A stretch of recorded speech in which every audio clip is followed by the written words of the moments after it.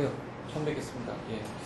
제가 여러분들하고 이 특강하는 문제 때문에 얘기를 듣고서 어떤 내용을 가지고 여러분들하고 이야기를 해야 될까 생각을 하다가 겪어왔던 과정들이라고 해야 될까요? 그러니까 제가 학교를 1980년대에 다녔는데 80년대, 90년대, 2000년대 정도 되는 그 한 30년간의 시간들이 그 시간 동안 사진들이 어떤 변화를 겪어왔고 그런 과정을 통해서 지금 어떻게 현재 다다르고 있는지에 대한 이야기를 좀 같이 나눠보면 어떨까 생각이 들었어요. 그래서 뭐 새로운 것들을 여러분한테 알려드리기는 사실 어렵고 또 안 하던 일이라서 하려는 것도 그렇게 쉽지는 않아요. 제가 그냥 그렇긴 한데 뭐 어찌됐든 제가 그동안에 살아오면서 공부하고 배워오고 그냥 제가 느꼈던 지점들에 대한 얘기들로 누구에게 배웠다기보다는 그냥 제가 느꼈던 것들에 대한 얘기들을 해볼까 해서 여러분들한테 이야기를 해보려고 해요. 그러니까 뭐 그러니까 우리나라를 놓고 봤을 때는 사진이라는 게 과거로 돌아가서 한 1930년대, 40년대 정도부터 우리나라에 이제 본격적으로 사진이 시작되고 그 세대에 계신 분들이 지금 이제 돌아가셨죠. 이문수 선생 같은 분들이 돌아가시고 그 이전에도 물론 현일영 선생이라는 분도 계셨는데 그런 분들이 주로 추구했던 사진들이 서양에서 넘어온 그런 서양을 통해서 일본을 통해서 한국으로 들어왔던 것 같아요. 되게 뭐 생활주의 리얼리즘이라는 말로 이렇게 많이 표현하는데 그런 사진들이 지금도 뭐 아마추어 사진을 찍으시는 분들은 아마추어들은 그런 사진들을 계속 반복하고 있겠죠. 뭐. 그런데 제가 학교를 다녔던 그 시기가 어떻게 보면 서구 사회가 사진을 새롭게 받아들이고 변화하던 아주 중요한 시기였어요. 근데 그 시기에 사진 작업을 했던 사람들을 물론 사진가들도 많이 있겠지만 제가 말씀드리고 싶은 작가들은 사실 사진가라고 얘기하기보다는 그냥 예술가, 그냥 아티스트라고 말하는 게 더 나을 것 같아요. 사실 원래 작업을 했던 그 공부를 하거나 작업했던 것도 사진을 전공하거나 한 사람들이 아니고 오히려 그냥 회화 또는 뭐 예술 전체 전반에 관한 공부를 했던 사람들이고 제가 느끼기에 저는 사진을 전공했지만 제가 느끼는 바에 의하면 회화를 전공하는 사람들이 되게 갖는 자신감이 있어요. 미디어에 대한. 근데 그 미디어에 대한 자신감이라는 건 뭐냐면은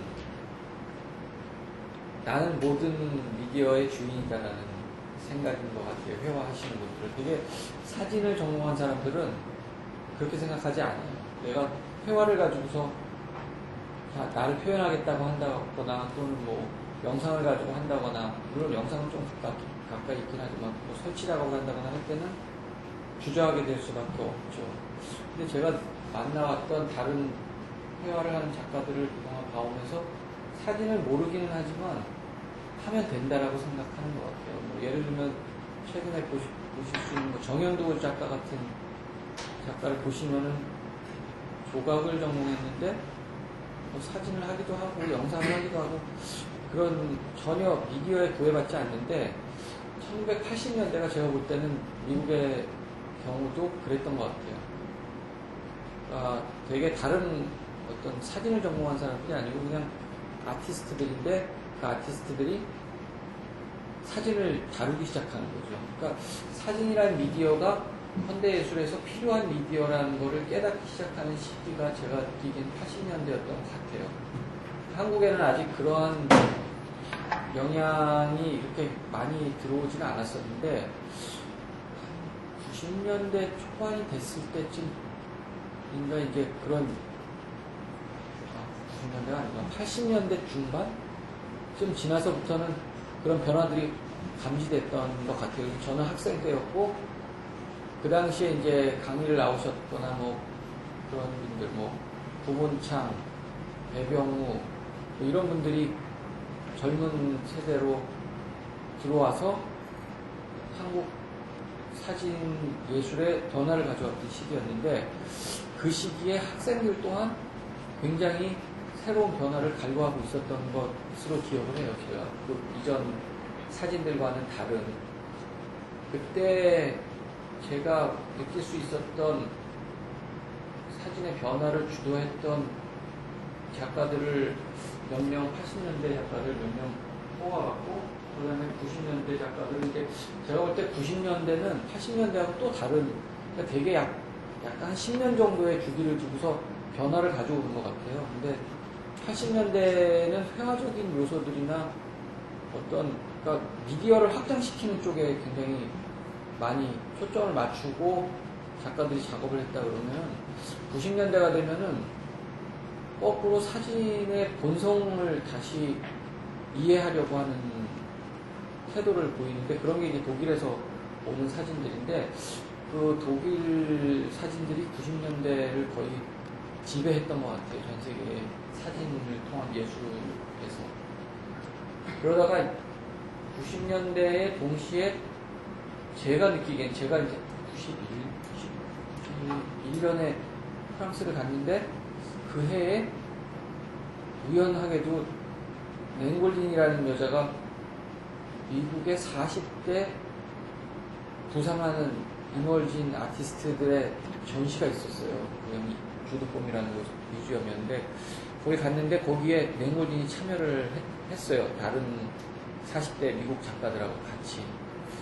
저는 그 당시에 그 전시를 보고 맹골린도 왔더라고요. 만나기도 하고 그러면서 느꼈던 게 이럴 수가 있구나라는 거였어요. 그게 뭐였냐면 제가 그동안 배워왔던 사진이라는 걸 이렇게 해야 된다는 그 어떤 모든 법칙들 그런 것들을 한 번에 다 무너뜨리는 그러나 감동적인 그런 작업들이었어요. 그래서 한 700장 정도 되는 슬라이드를 1시간 정도의 쇼를 보는 거였는데 자기 삶을 보여주더라고요.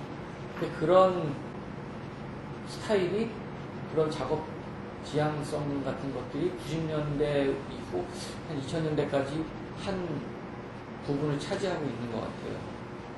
그래서 그녀의 스타일들을 보면서 저도 많이 느꼈던 게 있었던 것 같고 2000년대를 넘어가면서 무슨 이번에 왔었던 저기 대림에서 전시한 누구죠? 라이언 맥기니 같은 친구나 볼프강 틸만스 같은 친구들이 제가 볼 때는 다 맹골긴의 아이들이 아닐까 생각하고 있어요. 그래서 이제 그들이 추구하는 지점은 제가 볼 때는 약간 소위 말하는 컬트라는 얘기를 많이 하잖아요. 컬트를 사진으로 표현하는 건데 맹골긴이라는 여자도 사진을 전공하거나 공부한 사람은 아니에요. 그리고 제가 볼 때 그런 것 같아요. 영화를 전공한 사람 중에 영화 감독이 많이 없어요. 그 얘기는 뭐냐면은 예술이라는 거는 전공을 하는 걸 통해서 좋은 작가가 되지는 않는 것 같아요.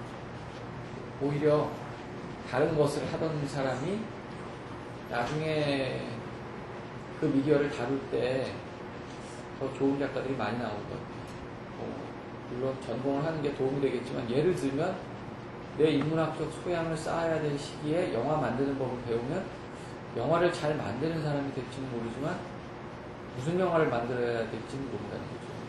그러니까 사진도 마찬가지로 요즘 와가지고는 사실 생각해보면 사진이라는 게 뭐 특별한 기술을 요하지는 않는 것 같아요.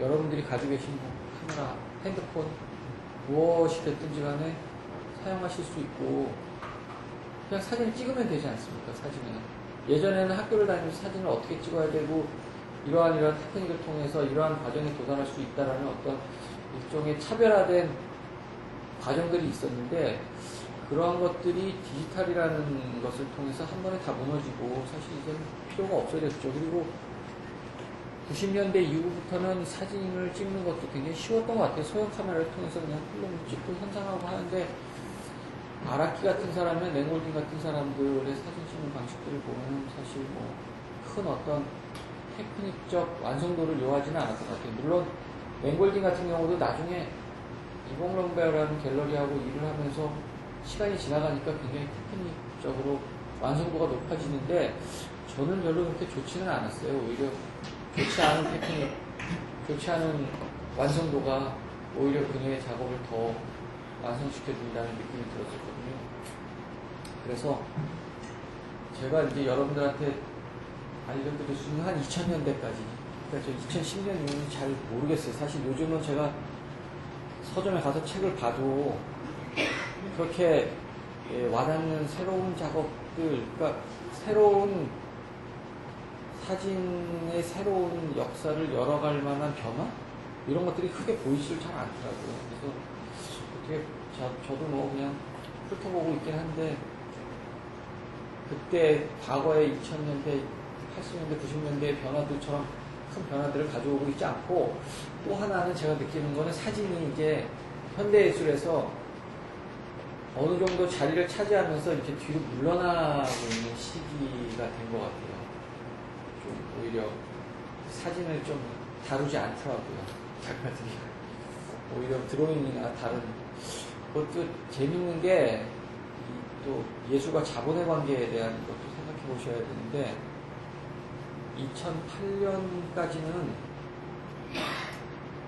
잘 팔리는 작업들이 굉장히 막 올라갔었어요. 그러니까 뭐 회화라든가 이런, 그리고 비디오나 뭐 설치 작업들 다 이렇게 막 다운되고 그랬는데, 2008년 이후로 금융위기가 나면서 시장의 변화가 오니까 거꾸로 또 다시 요즘은 느끼는 게, 다시 영상 작업이나 비디오, 사운드, 퍼포먼스 이런 작업들이 다시 부상하고 있더라고요. 근데 이 미디어도 유행을 많이 타는 것 같고요.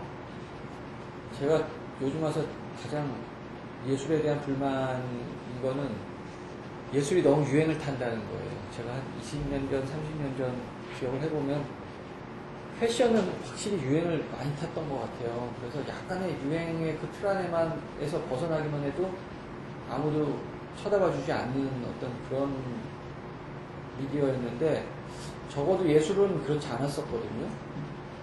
근데 최근에 와서 느끼는 건 예술조차도 이제는 그런 패션 속에 있지 않으면 안 쳐다봐주는, 굉장히 민감하게 반응하고 있다는 생각이 들고, 그것이 결국 자본의 속성이 아닐까 생각이 들어요. 자본이 무엇인가를 빨리 소비하고 새로운 것을 또 다시 재창출해서 소비해야만 하는데, 그 텀이 길면 굉장히 소비하기 어려워지잖아요. 그러다 보니까 그러한 변화들도 계속 예술에도 영향을 많이 미치고 있지 않나 하는 생각이 사실 듭니다.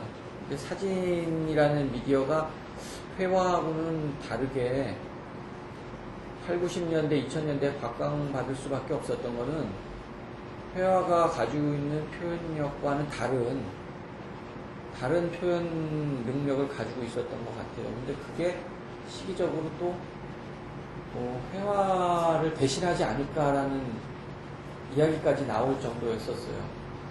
근데 사실 회화를 대신할 수는 없을 것 같아요. 왜냐하면 회화라는 거는 인류의 역사하고 같이 왔고, 사진은 이제 한 170몇 년 정도 됐다고 하는데, 굉장히 짧은 역사를 가지고 있는 데다가 되게 그 사진을 중점적으로 다루는 나라들을 보면은 회화를 가지고서 승부가 되지 않는 나라들이 주로 많이 사진에 집착해요. 보면은 예를 들면 미국 같은 경우, 미국이 1950년대 이후로 현대예술의 중심지가 되긴 했지만, 어찌됐든 아무리 잘난 척을 해도 유럽이라는 그 어떤 자기들 역사의 근원이라고 해야 될까? 그런 어떤 긴 회화사들을 무시할 수가 없거든요.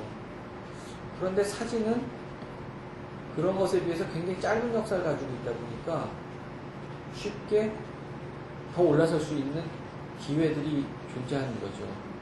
그렇다 보니까 사진을 더 집중적으로 많이 부각시키기도 하고, 보면은 그런 경향이 있고요. 독일의 경우는 조금 특이한 것 같아요. 독일의 경우는 회화도 굉장히 강하고 사진도 강하고, 90년대는 거의 독일 예술이 주인공이 되었던 것 같아요. 근데 거기도 이제 조금 시들해지기는 했는데, 지금 그 헤게모니가 어디로 갈 것인지 지금 우리도 사실 잘 알 수가 없는 것 같아요. 독일에서 런던으로 갔던 것 같은데, YBA를 통해서 런던에서 시장이 움직일 때 런던에서 막 움직였던 것 같은데 그 시장이 무너지면서 지금 YBA의 작업들이라는 게 다 쓰레기들 아니냐 막 이런 수준까지 지금 얘기들을 하면서 막 또 비난의 대상이 되기도 하고 가격도 막 떨어지고 그러긴 하는데요. 결국은 그 예술과 헤게모니라는 건 참 너무나 무시무시하게 뒤에 숨어있는 권력의 전쟁터 같은 느낌이 많이 들어요. 우리는 변방에 있다 보니 우리가 현대예술의 중심이 되기는 좀 어렵기는 한데 아시아가 중심이 되지 않을까 뭐 이런 얘기들을 하기도 하지만 제가 볼 때는 좀 아직은 어려울 것 같아요. 왜냐하면 서구 사회가 절대 그 헤게모니를 놔주려고 하지 않으니까 사실 중국이 조금 치고 올라오긴 하는데요. 그런 상황이에요. 근데 사진은 어찌됐든 80년대부터 제가 보여드리면서 한번 같이 좀 분석을 하면서 어떤 변화들이 있었는지 좀 이야기를 나눠보겠습니다. 제가 로버트 매필소프를 처음 접했던 게 하여튼 대학 다닐 때였는데요. 로버트 매필소프 같은 경우는 아주 독특한 경우인 것 같아요. 그러니까 모더니즘의 마지막에 있으면서 작업에 다뤄지고 있는 내용은 포스트 모던한 내용들을 다루고 있다는 느낌이 들어요. 그러니까 사진을 가지고 접근하는 접근 방식이나 테크닉들은 굉장히 모던해요.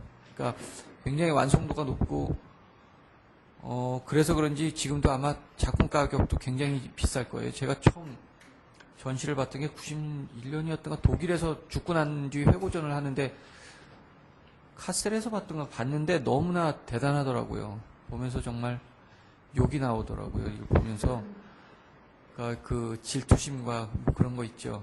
어떻게 이 정도의 완성도를 가져올 수 있을까 그런 생각을 했는데 이 사람이 살아왔던 그 시기에 보면은 뭐 앤디 와홀이라든가 뭐 데이빗 호크니라든가 이런 사람들이 다 친구였었어요. 전부 게이들 그 뉴욕의 게이 그룹 안에 자기들끼리 다 친구고 그냥 자기들끼리 모델도 해주고 뭐 그러는 사람이죠. 근데 워낙 이 사람의 다뤄주고 있는 내용들이 동성애자다 보니까 성적인 것들 그리고 그 동성애자로서 가지고 있을 수 있는 독특한 감성들 뭐 이런 것들이 작업에서 다 나타나는데 제가 이 사람을 지금 집어넣었던 건 원래 신디 셔먼 정도부터 시작하면 어떨까 생각을 했는데 이 사람을 집어넣었던 이유는 이 사람이 묘하게 걸쳐 있다는 생각이 좀 들었어요.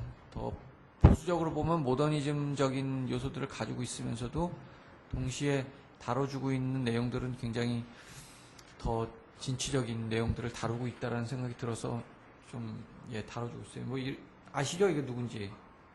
루이즈 부르주아라는 할머니 얼마 전에 돌아가신 니움의 검이 있는 그 만든 매펠소프 자기 자화상 그러니까 뭐 패티 스미스라는 유명한 뮤지션 찍어가지고 또 원래 그녀를 처음 찍어서 유명해졌는데 그녀를 처음 찍었던 그녀를 찍어서 자켓을 만들어줬었는데 앨범 그게 그 이전하고는 전혀 다른 그런 거였다고 하더라고요. 뭐 보시면 뭐 이런 것들은 사실 제가 이렇게 보여드리지 않아도 여러분들이 인터넷에서 검색하시면 얼마든지 찾아보실 수 있는 이미지들이에요. 그러니까 빨리빨리 보시면서 시간이 많이 지체돼서 지금 제가 시간 조절을 잘해야 되는 것 같아요. 맨날 제가 좀 늦어요. 보십시오. 이렇게 성적으로 금기시 되어지던 예술에서 물론 성적인 것들을 많이 다뤄주긴 했었지만 금기되어진 것들을 그냥 직접적으로 드러내면서 보여주는데 제가 이 사진들 뿐이 아니고 그런 생각을 언젠가 해본 적이 있어요. 동성애자들에게 있어서 자신의 아이덴티티는 뭘까 이런 생각이 어느 날 문득 들더라고요. 생각을 해보니까 몸이겠구나. 동성애자가 이성애자와 다르다는 것을 보여줄 수 있는 건 뭘까 생각을 해보니까 몸이라는 걸 통해서 그것들을 드러낼 수 있겠구나라는 생각이 들었어요. 그러다 보니까 당연히 작업을 할 때 그들에게 크게 관심의 대상이 되는 건 몸, 성, 뭐 이런 게 아닐까라는 생각이 들더라고요.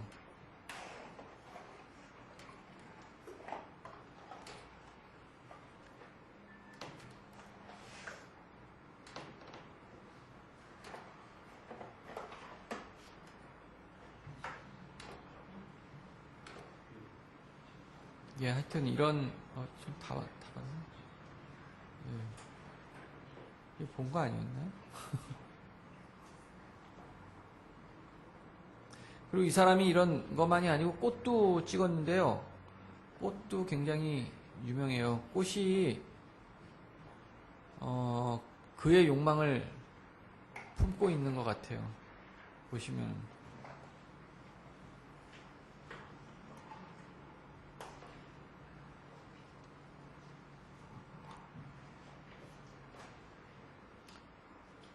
지금 이 꽃들은 모르겠는데 이제 어떤 꽃들을 보시면 굉장히 성적인 욕망을 드러내는 꽃들도 꽤 많이 있습니다. 이게 지금 흑백이어서 그런데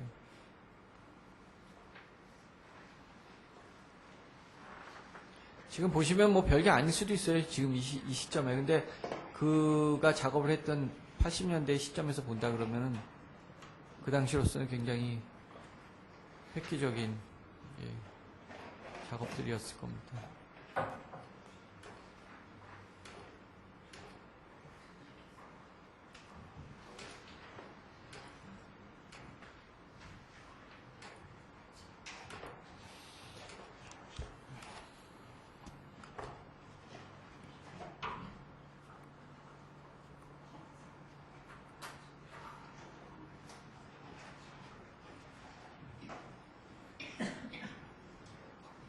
아닙니다. 뭘 그래 지금 사진이 너무 많네요.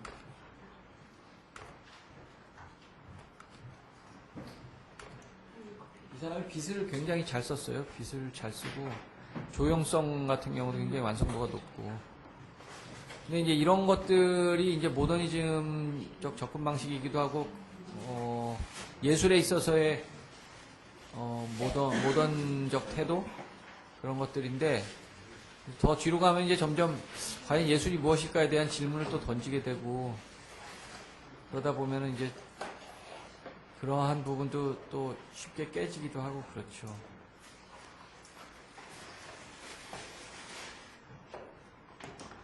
이게 패티 스미스라는 감사합니다.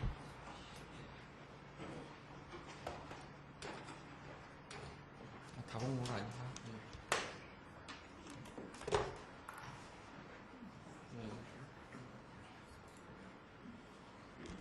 그 다음에 보실 게 신디 셔먼인데요.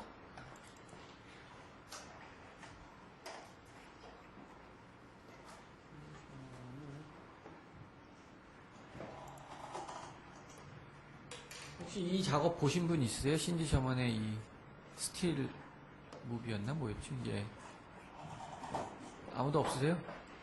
보셨어요? 어떤 걸 느끼셨어요? 아니 그런 거 있지 않으세요? 이거 뭐 도대체 이걸 왜 좋다고 사람들이 그 난릴까 뭐 이런 생각 안 해보셨어요? 보시다시피 뭐 대단하거나 특별한 게 있지 않잖아요. 그냥 제가 볼 때 그럴 수밖에 없는 거는 우리가 사실 뭐 미국 영화를 많이 보고 자랐다고 한다고 해도 미국이 갖고 있는 그들의 그 하위 문화라고 해야 될까? 문화들 속에서 그들이 체험하고 가졌던 그들의 어떤 태도와 우리가 가질 수 있는 것과는 또 다른 그런 것들이 있을 거라 생각이 들어요. 지금 이 여자가 이것 때문에 유명해졌잖아요. 신디 셔먼이. 저는 사실 이 작업 말고 그 이후에 나온 작업들은 별로 그렇게 크게 좋다는 생각은 안 드는데요. 이 작업들은 어떻게 보면은 그 당시로서는 너무나 획기적인 작업이었죠. 그러니까 본인이 삼류 영화 속에 나오는 주인공이 돼가지고 자기를 찍은 거예요. 자기가 이렇게 주인공으로 변장하고. 그래서 여기 속에서 여성의 정체성이라든가 사회 속에서 여성의 어떤 관계를 유지하고 있는지 뭐 이런 것들이 다 드러나면서 동시에 하위 문화, 미국의 하위 문화가 갖는 어떤 그런 외형들을 차용해오고 이러면서 80년대의 스타로 떠오르게 됐던 것 같아요. 당시에. 그리고 처음에는 뭐 아무런 제가 저 신디 셔먼의 책을 처음 봤던 게 그냥 무슨 이렇게 다른 작가들하고 같이 섞여 있는 책 속에 있었는데 보면서 아 이게 뭐지? 그랬는데 아무도 저한테 이런 것들을 설명해 줄 수 있는 사람은 없었던 것 같아요. 그래서 뭐 그냥 잘 모르고 그냥 넘어가거나 그랬던 기억이 나요. 그 당시 80년대. 그러니까 예술이라는 게 그 이전 세대와 결별할 때 그들을 극복해내잖아요. 그러면서 그 이전에 가지고 있던 결국은 예술이라는 게 단순히 예술로 끝나는 게 아니라 그 사회가 가지고 있는 담론 또는 소위 말하는 거대 담론이라고 말하는 그런 어떤 모든 세상을 보는 세계관에 대한 태도 이런 것들을 과거를 극복함으로 해서 거기에 대한 새로운 것들을 만들어내는 거고 그랬을 때 의미 있게 그거를 보는 거잖아요. 그래서 뭐 팝아트 얘기하면서 요즘도 뭐 코리안 팝이니 그래서 한국의 팝 오히려 요즘도 막 하고 그러는 걸 제가 이렇게 보고 있으면 과연 팝아트가 아직도 생명력을 유지하고 있는가라는 생각을 좀 해요. 근데 그런 것처럼 작업이라는 건 사실 그 이전의 것들을 극복했을 때 가능하지 않나는 생각이 드는데 그 이전의 것들을 극복하려면 그 이전의 것이 무엇인가 알아야지만 극복할 수 있잖아요. 그러니까 여러분들에게도 그와 같지 않을까 생각이 들어요. 뭐 그림을 그리시던 뭐 그림을 그린다는 것도 마찬가지잖아요. 사진을 찍는 것도 똑같아요. 뭐 그림은 손으로 그리겠지만 무엇을 왜 그려야 될지에 대해서 고민하는 것처럼 사진도 무엇을 왜 찍어야 될지에 대해서 고민해야겠죠. 이게 뭐 그 이후로 이제 그녀가 계속 작업을 하는데 좀 더 페미니즘적인 성향도 드러내고 그러면서 다른 또 뭐 명화를 촬영해가지고 작업을 하기도 하고 근데 예 그렇게까지 저는 재밌지는 않더라고요. 그 다음 시리즈들이. 하여튼 그녀는 80년대를 멋지게 장식하면서 예 이러한 작업들을 했습니다.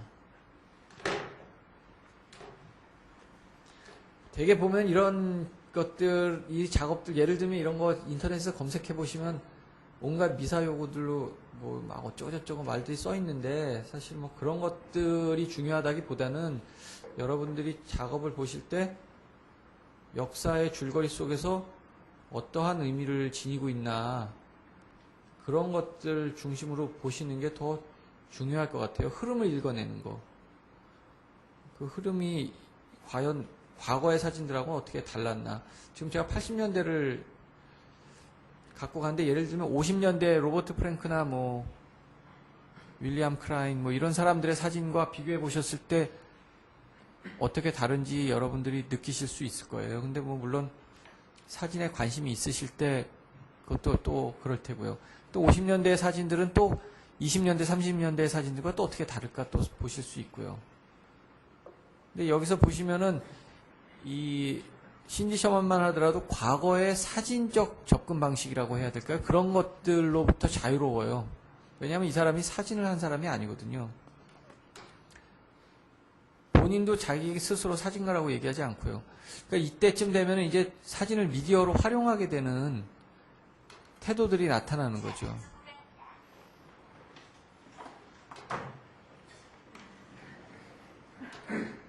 보시다시피 이 사진들은 사진이라는 것이 중요하다기보다는 자기가 드러내고 싶은 전달할 메시지가 중요한 거죠.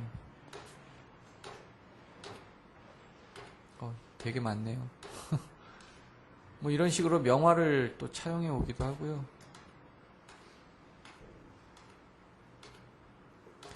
제가 몇 년 전에 신지 셔먼 이 회고전을 봤었는데 그동안 해온 작업들의 양이 어마어마하기는 하더라고요. 전시라는 거는 작가의 작업도 또 중요하겠지만 그 작업을 어떻게 정리하고 잘 보여주느냐의 역할도 굉장히 큐레이터의 역할도 중요한 것 같아요.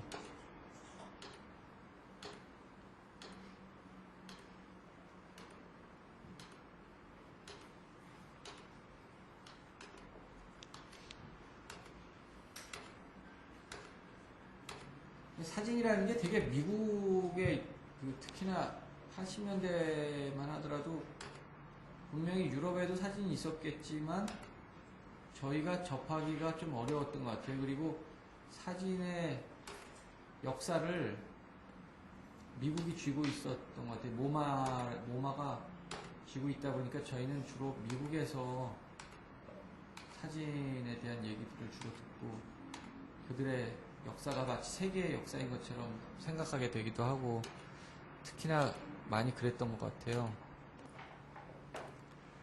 제가 기억나는 게 이런 사진들 이런 거 일본에서 무슨 잡지 제가 무슨 잡지였던가 데자뷰라는 잡지였나 그런데 이렇게 한 번씩 실리고 그랬었는데 학생 때 이렇게 보면은 참 신기하고 그랬던 기억이 나네요.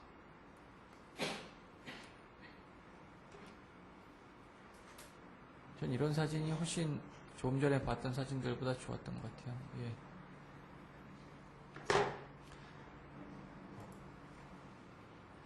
신디 셔먼이나 로버트 맥필소프하고는 또 다른 두 가지 성향이 있었는데 이게 이제 샌디 스콜란드나 베르나르 포콩 같은 사람들인데 제가 대학원 논문을 베르나르 포콩의 작업으로 썼어요. 그 당시에. 그래서 이제 또 한국에 있을 때 우연히 관심을 갖게 돼가지고 또 친해지기도 하고 이 사람하고 지금도 친하게 지내고 그러는데 이제는 한 시대를 접고 가게 되는데 샌디 스코틀랜드도 그렇지 않을까 생각이 들어요.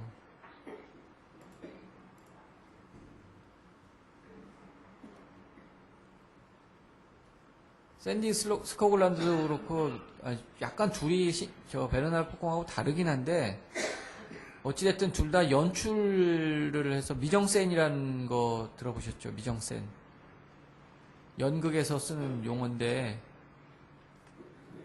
씬을 놓다라는 그냥 직역을 하면 씬을 놓다라는 건데 한 장면을 만드는 거를 얘기해요. 미정센이라는 게 영화에서 미정센이라는 말을 많이 쓰는데요.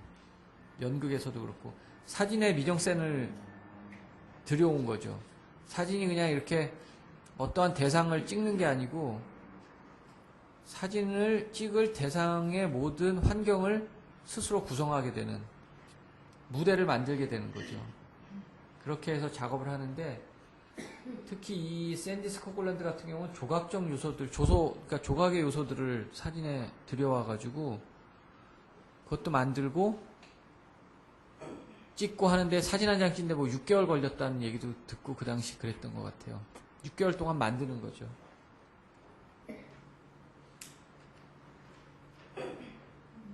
이런 식의 이제 요즘도 이런 작업을 하는 친구가 또 있더라고요. 젊은 친구들 중에. 그래서 좀 답답하기도 하고. 근데 물론 뭐 그거를 극복해낼 수 있는 어떤 다른 요소들을 또 본인이 가지고 있다면은 가능하겠죠. 예. 이런 것들이 다 손으로 하나하나 다 만들어가지고 이 장면을 만드느라고 몇 개월씩 걸리고 했대요. 그래서 그 당시에 신디 셔먼하고 샌디 스코틀랜드가 상당히 경쟁적 위치에 있었는데 둘이 막 시기와 질투를 막 날리면서 서로 네가 잘 나가나 보자 뭐 이러면서 했는데 이제 와서 보면은 제가 느끼기에는 신디 셔먼이 훨씬 우위에 있는 것 같아요. 그러니까 마치 마돈나하고 신디 로퍼 혹시 아세요? 네. 같은 경우라고 할까?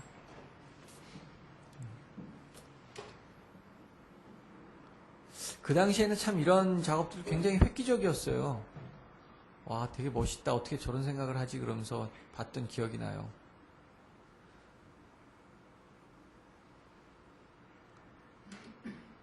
데이빗 호크니 같은 사람 아시죠? 호크니 지금도 활동하고 있는데 호크니가 한동안 또 사진을 가지고 작업을 했었어요. 폴라로이드사에서 협찬을 해줘가지고 폴라로이드가 갑자기 너무 많이 생겨서 그걸 가지고 작업을 했던 게 좀 있는데요. 그 또한 또 예, 이들과 한 부분을 차지할 수 있는 또 좋은 작업들이에요. 안타까운 거는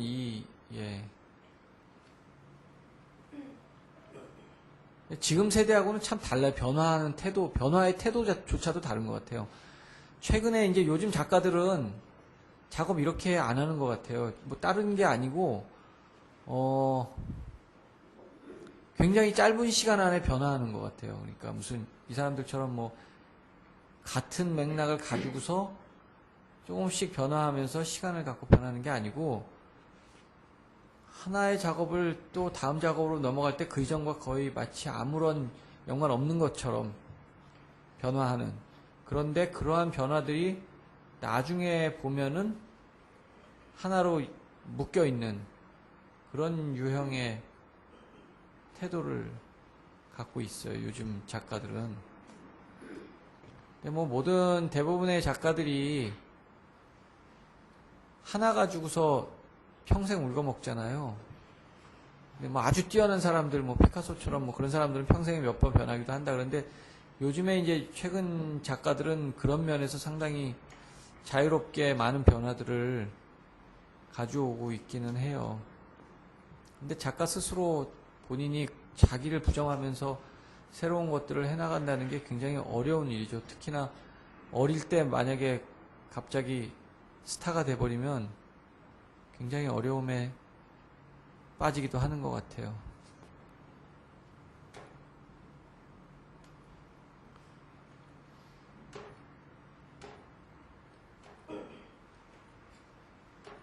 예.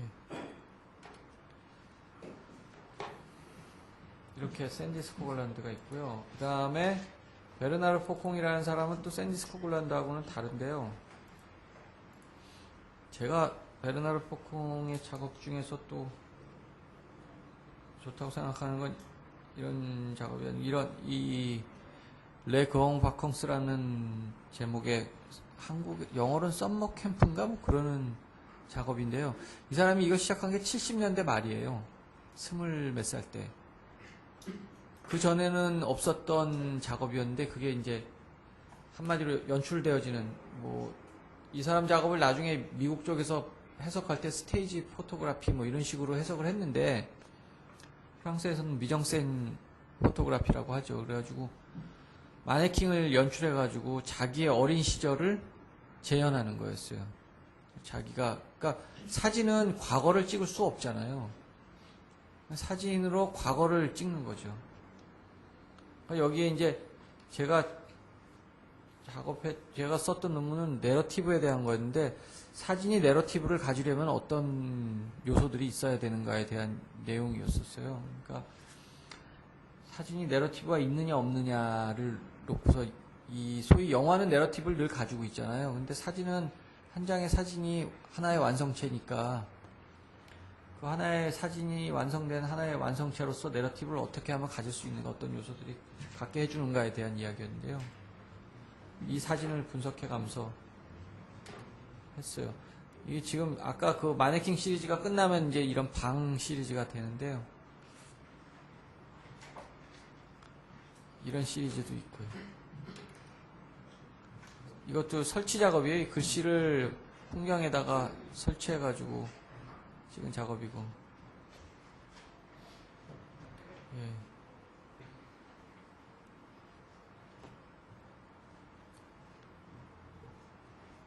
엄청나게 많은 마네킹들을 모아서 그 마네킹들에게 연출을, 마네킹들에게 지시를 해서 너넨 이렇게 해라 그러고 작업을 한 건데, 이 작업이 굉장히 유명하죠. 예.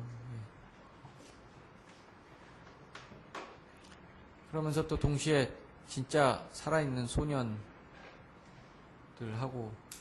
마네킹이 같이 이야기를 나누기도 하고, 이 꼬마들이 지금은 40대가 정도 되지 않았을까 생각이 들어요.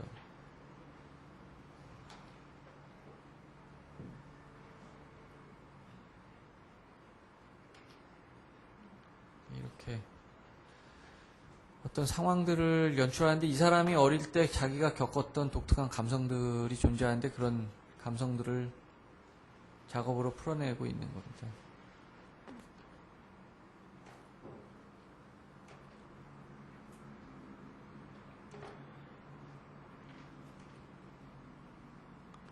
근데 사실 이런 것들을 보고 있으면 지금 현재의 우리가 작업하고 있는 현대의 사진이라는 게 그 80년대 이후 과연 얼마나 많은 변화를 겪었나 생각을 해보면 참 그렇게 많은 변화가 있지는 않다는 느낌도 들고 그렇습니다. 이 사람의 작업들은 프린트도 또 좀 다른 프린트를 하는데 그냥 사진 프린트가 아니고 판화처럼 프레송 이너라는 게 있어요. 탄소 가지고서 하는 프린트인데 약간 컬러 판화? 뭐 그런 느낌이에요. 그것도 지금은 또 그 프레송이라는 걸 하는 그 프레송이 죽어가지고 프린트가 예전하고 다르다고 하더라고요. 일본 사람들이 좋아해서 일본에서 상당히 많은 전시들과 뭐 일들이 많이 있었죠. 여기 보시면 밑에 얼음이에요. 다 얼음을 본인이 다 깔아가지고 저렇게 이상하다. 예.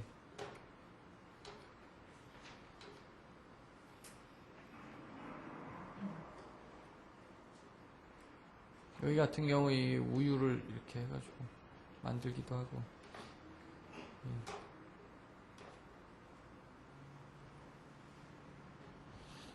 이 사람이 한 이제 62, 3세쯤 됐을래나?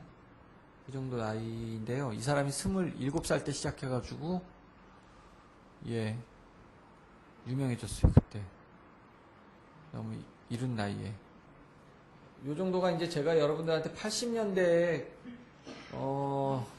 사진이 없었던 게 아니고요. 80년대에 또 다른, 그냥 사진들이 존재했겠죠. 여러 다른 작가들이 있고. 근데 제가 볼 때 회화하고 연관지어서 현대사진이라는 것이 그 이전의 사진들과 어떻게 결별하고 자신들의 세계를 구축하는가라는 거를 그 이전과 차이를 가지고 있다고 생각하는 몇 작가들을 여러분들한테 설명드렸어요.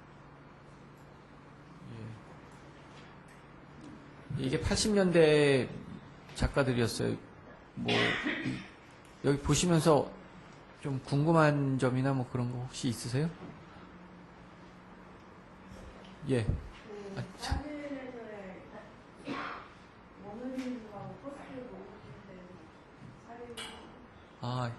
사진에서의 모더니즘하고 포스트 모더니즘 얘기하기 전에 그러니까 모더니즘하고 포스트 모더니즘 얘기해야 될 텐데 사실 구조주의하고 후기 구조주의에 대해서 더 먼저 아셔야 될 거예요. 그러니까 철학이나 인문학 쪽에서 본다 그러면 구조주의와 후기 구조주의가 있고 그걸 예술 쪽에서 이제 모더니즘과 포스트 모던으로 나눠가지고 이야기를 하는데 결국에는 모더니즘이 뭔지 알면 포스트 모던은 모더니즘을 극복하려는 태도잖아요. 그럼 구조주의하고 모더니즘을 생각해 봐야 되는데 구조주의는 과연 무엇이고 우리가 후기 구조주의는 구조주의하고 어떤 차이를 갖고 있는가에 대해서 공부하시면 될 것 같아요. 근데 이제 사진에서는 사진이 포스트 모던으로 가게 되면 지금 보셨던 아까 요 작가들이 포스트 모던한 작가들이에요. 과거의 모더니즘적인 태도하고 다른.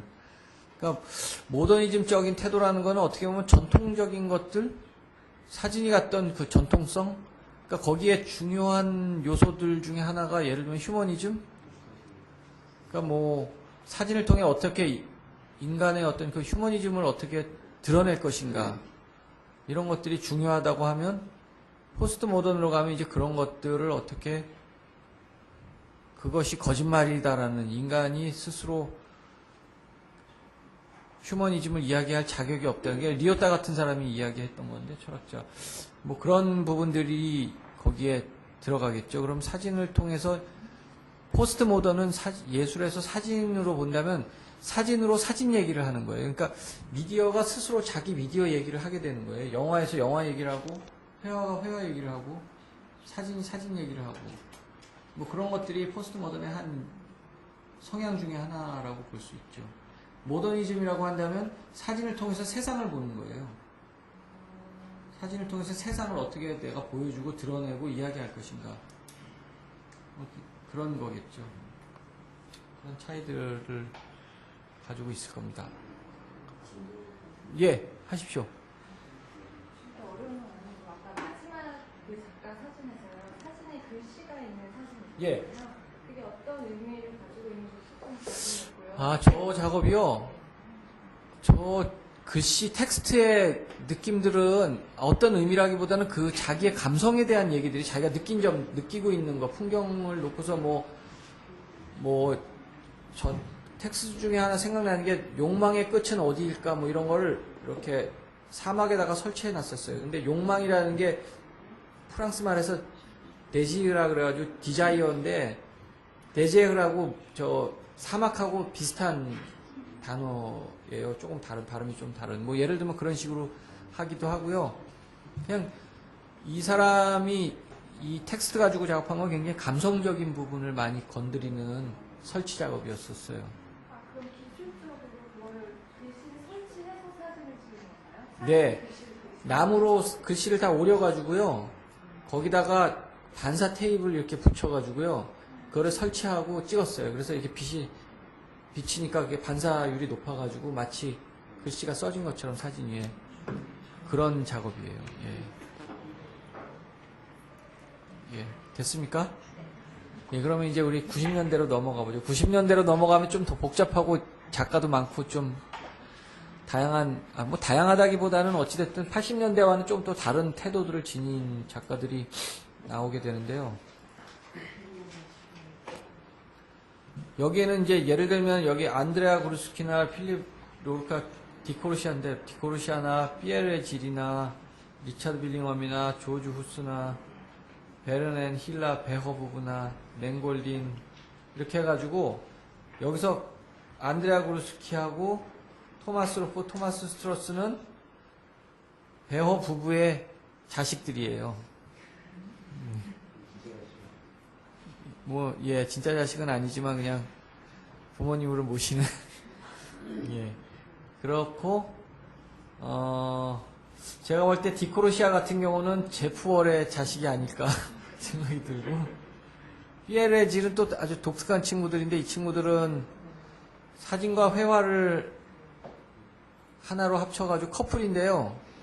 한 사람은 찍고 한 사람은 그리고 그래가지고 하나의 작업을 만드는데 게이 커플인데 뭐 서양의 역사들 또는 종교 뭐 이런 것들을 다시 재인용해가지고 게이들이 갖는 성향들을 막 드러내는 그런 작업들이고요.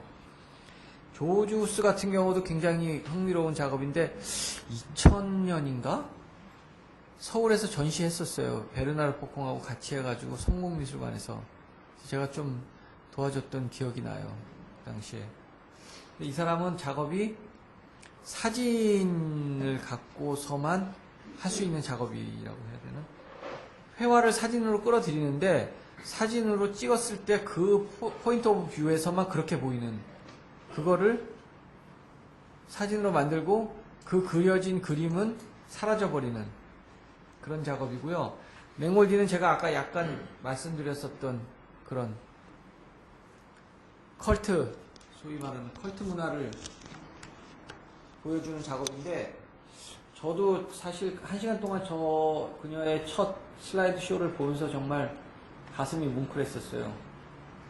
그리고 음악 같은 것도 굉장히 상투적인 팝송 이런 음악들을 쓰는데 그게 더 감동적이더라고요. 그러니까 예술에서도 그 소위 말하는 엘리트주의라고 할 수 있는 엘리트적인 태도들을 지니는 작가들과 그렇지 않은 작가들이 있는 것 같아요.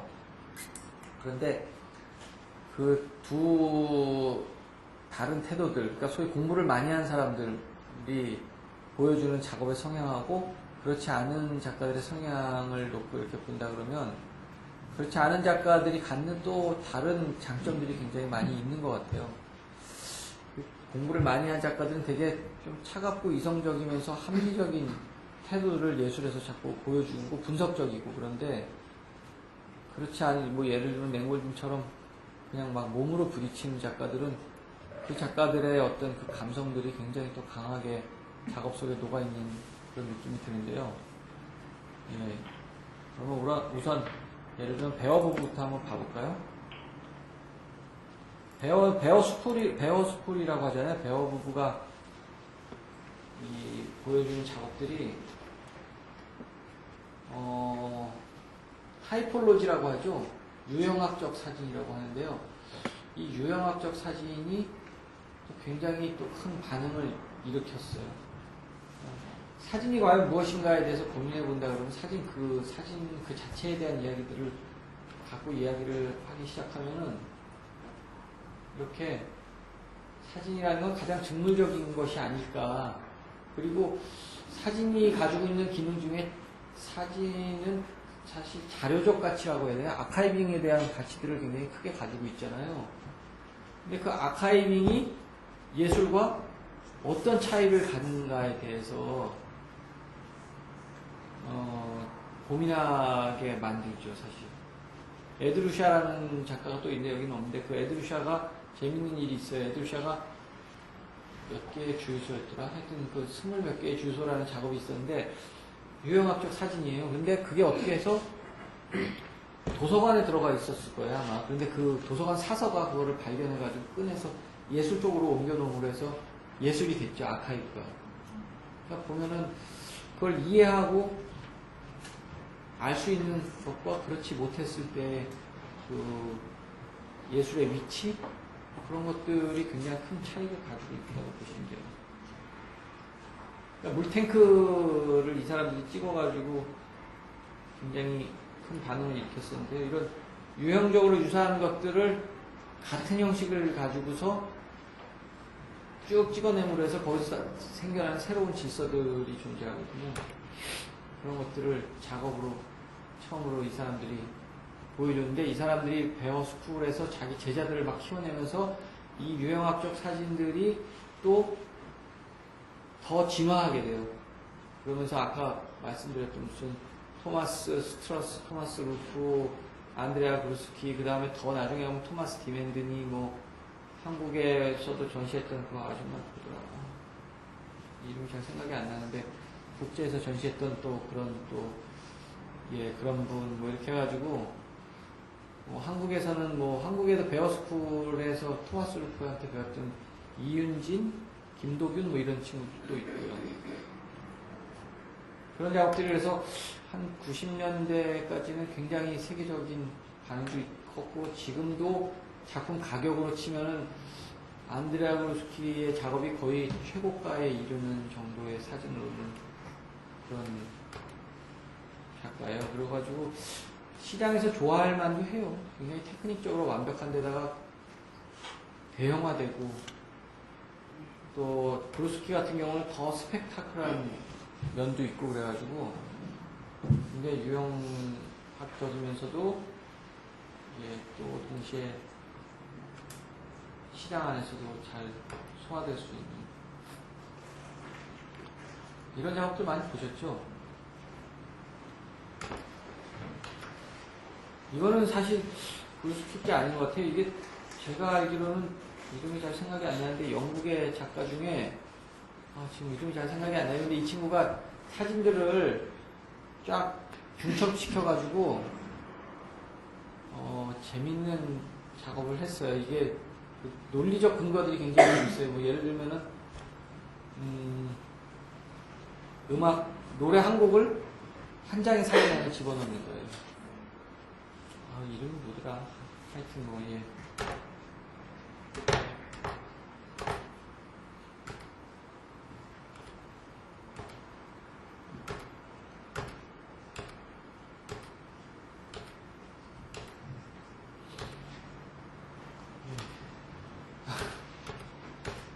그냥 죽었어요.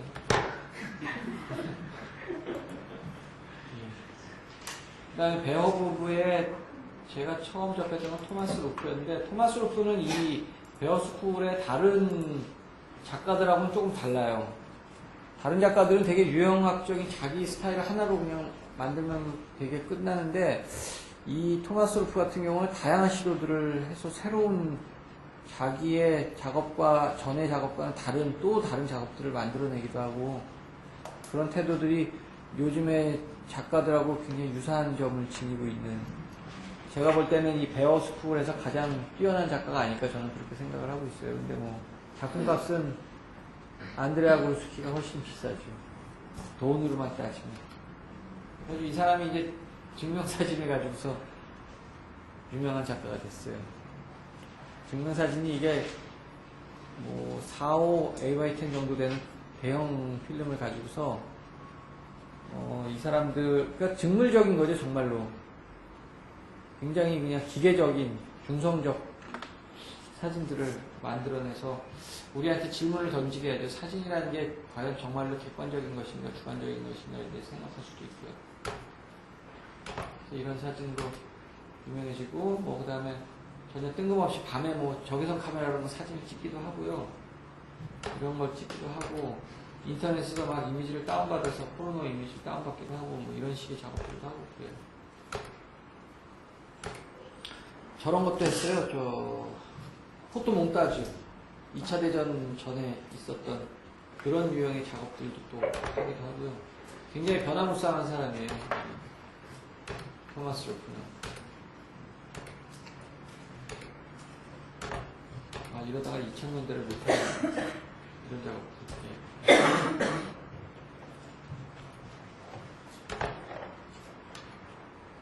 이런 게 이제 포르노그래피, 포르노를 인터넷에서 다운받아서 그거를 가지고 이런 작업을. 제가 마지막으로 봤던 건 인터넷에서 다운받은 이미지들로 한 작업들이었는데, 베니스 비엔날레였었던가? 봤던 기억이 나요. 그 이후로는 사실 저도 최근에는 토마스 루프가 무엇을 하고 있는지 잘 모르겠어요. 이런 작업들.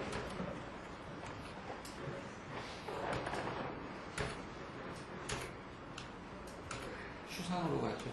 아까 이런 거하고 이런 거하고 너무 차이 나잖아. 이런 건 추상이고, 이런 건 극사실인데.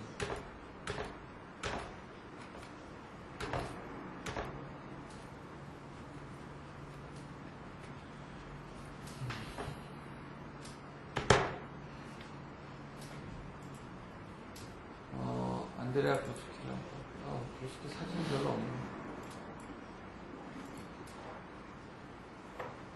브로스키 같은 경우는 베어스쿨에서 가장 스펙타클한 작가인데, 예. 이 99센트 이 작업이 굉장히 아이러니하죠. 물건 값은 99센트인데 사진은 엄청 비싼.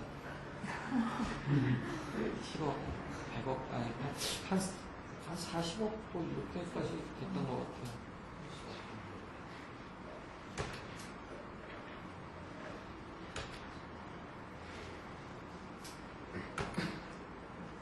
이런 식의 어떤 반복되는 패턴화 시켜버리는 거죠, 대상을.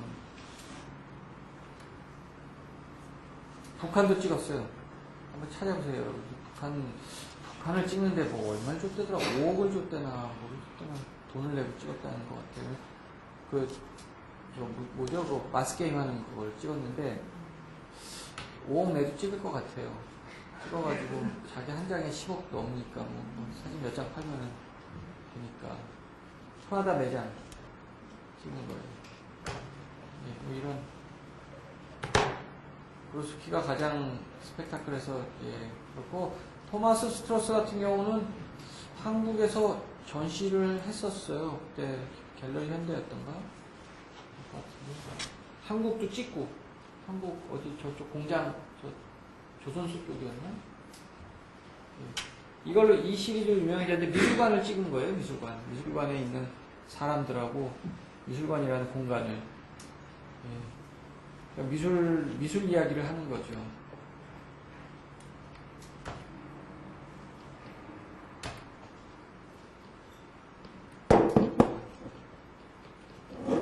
장시간 노출을 줘서 미술관에서 촬영을 한 것들이에요, 이 작업들이.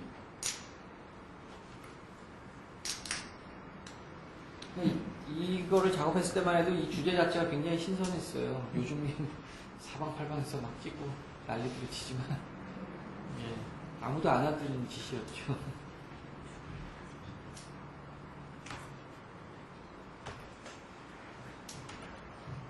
근데 보시다시피 이 대상을 대하는 태도들은 아까 그 배워 부부의 그 태도들을 그대로 받아들여서 그렇게 작업을 하고 있는 거고요. 제가 보니까 토마스 디맨드 같은 경우는 조금 또 다른 것 같긴 해요.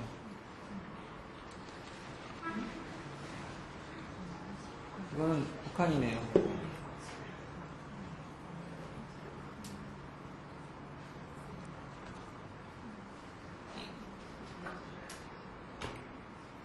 깨지네.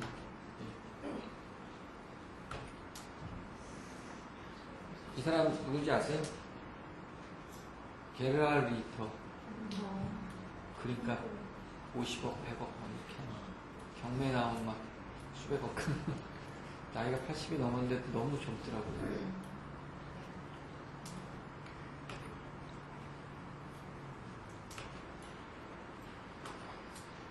독일 회화가 90년대를 거의 세계를 또 지배했던 것 같아요.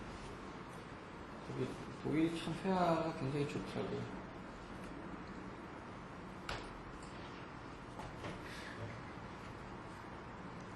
저도 회화에 관심이 많아서 그런 좋은 작가들의 작품집을 사서 보면서 나도 그려볼까 하는데 잘 안 되더라고요.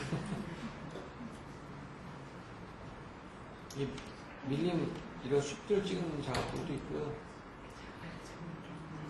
이렇게 이 독일 이 유형학적 작가들의 배어의 자식들 되게 다 이렇게 대형 카메라 A/10 정도 되는 필름을 쓰는 그런 카메라를 써서 가장 기계적으로 완벽하게 재현될 수 있고 가장 중성적인 느낌이 들게 하는 작업들을 그들의 작업의 어떤 법칙처럼 사용하고 있다고 보시면 돼요.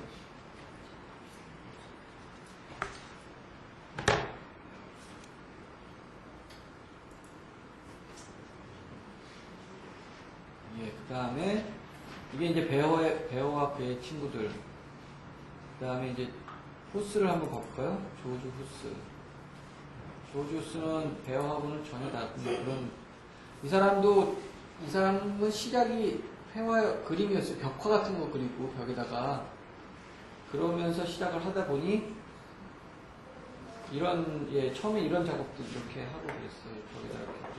그러니까 주로 철거되어지는 버려진 건물에다가 일루전을 그리는 거예요. 저도 처음에 어떻게 작업하나 이제 가서 작업할 때 마침 제가 도와줘야 됐었어요. 그래서 청계천 개발할 때 그쪽에 빈집을 하나 구했어요. 그림 그리는 걸 그 장소를 찾느라고. 원래 이쪽에 한옥마을에도 가고 막 그랬는데 다 잘 안 되다. 여기 보시면은 이 세 가지 한번 봐보세요. 이게 다 똑같은 거예요. 이 세 개가. 근데 원래 이렇게 생긴 거예요. 근데 마지막처럼 보이는 거는요. 이렇게 보이는 포인트 오브 뷰가 있는 거예요. 이거 어떻게 하냐면요. 슬라이드 말고 그 프로젝터 있죠? 이렇게 필름 프로젝터. 거기다가 이걸 그려요. 그려가지고 비춰요. 그럼 비춰지죠? 그러면은 그 비춰진 데에다가 이제 가서 칠을 하는 거예요. 똑같이. 그러고 나서 그 프로젝터 비쳤던 그 자리에서 사진을 찍는 거예요. 그럼 딱 저렇게 나오는 거예요. 그 다음에 그려졌던 대상은 사라져요. 허물어지는 거죠. 철거가 되는 거예요. 그러면은 딱 저런 모습으로 사진으로 남게 되는 거예요. 근데 실제로 아까 보신 것처럼 다른 시점에서 보면은 저렇게 다 깨져 있는 거죠. 그러니까 사진이라는 게 갖는 일종의 사진의 특성을 회화를 통해서 보여주고 있는 거예요. 이 사람 초기 작업들은 이런 거를 하다가 이런 식으로 하다가 이제 점점 디벨롭이 되면서 이제 그런 작업들을 하게 되죠.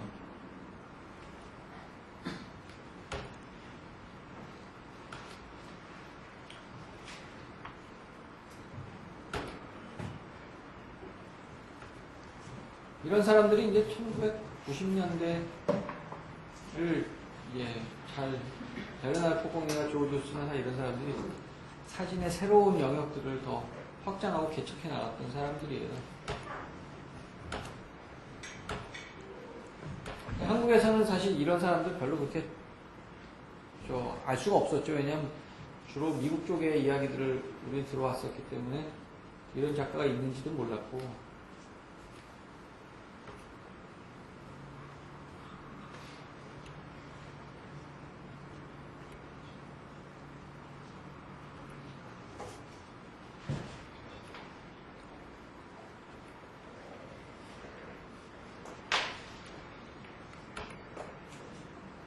초기에 이제 이렇게 하다가 점점 정교해지면서 나중에 가면 굉장히 정교한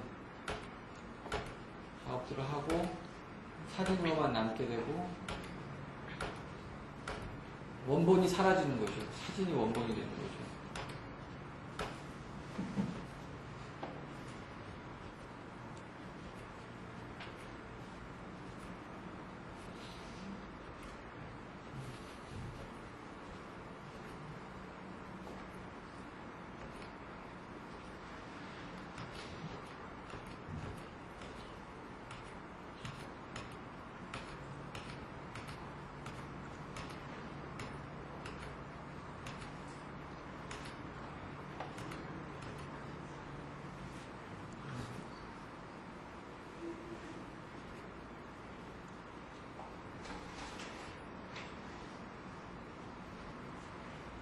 나중에는 이제 설치 작업으로 이런 모형들을 만들어가지고 거기다 칠을 해서 또 더 정교하게 만들기도 하고 그래요.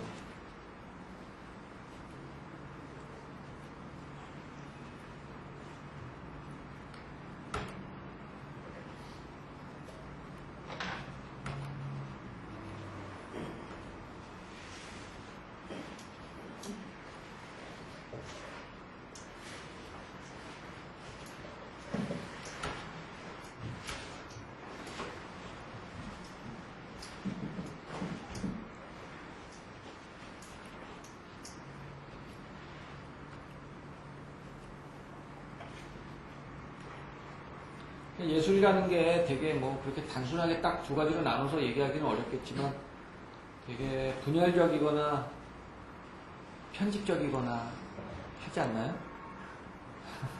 정신병자로 본다면.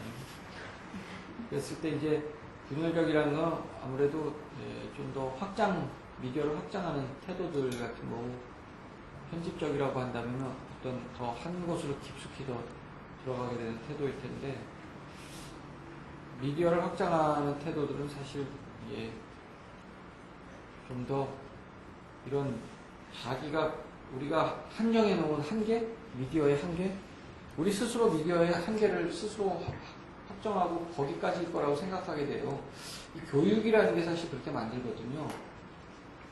근데 그 교육을 통해서 우리는 이렇게 해야만 한다라고 생각을 하고 그 질서를 따라야 한다고 생각하게 되는데, 그럼과 동시에 그거를 또 극복할 수 있는 태도를 지녀야 된다는 거죠. 여러분들이 이제 그러셔야 되겠죠.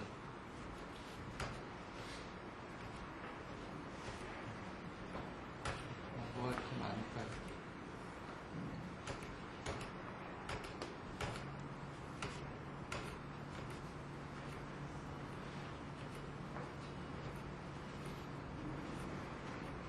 금방 보셨던 이런 글씨도 벽에다 그냥 쓴 거예요. 이렇게 옆으로. 여기 쓴 건데 저게 이제 사진에서는 저렇게 마치 공중에 떠 있는 것처럼 보이는 거죠.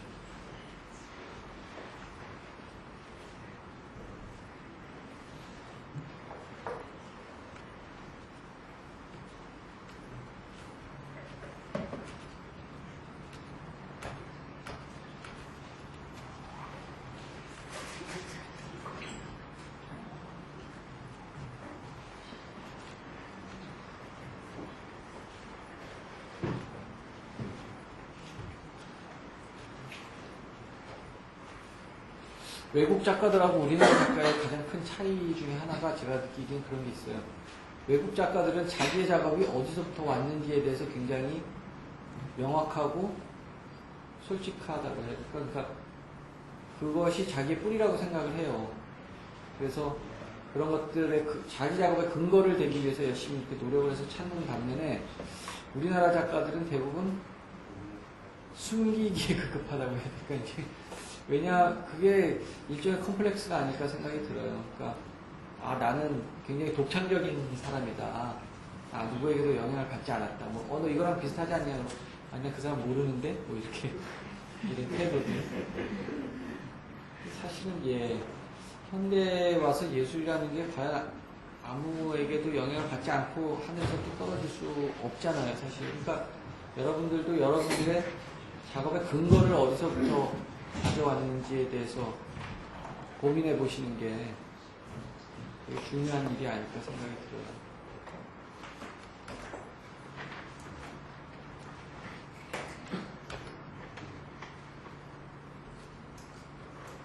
작가가 2명 있어요. 이 후스라는 사람이 있고 이런 작업을 하는 페인터가 1명 있어요.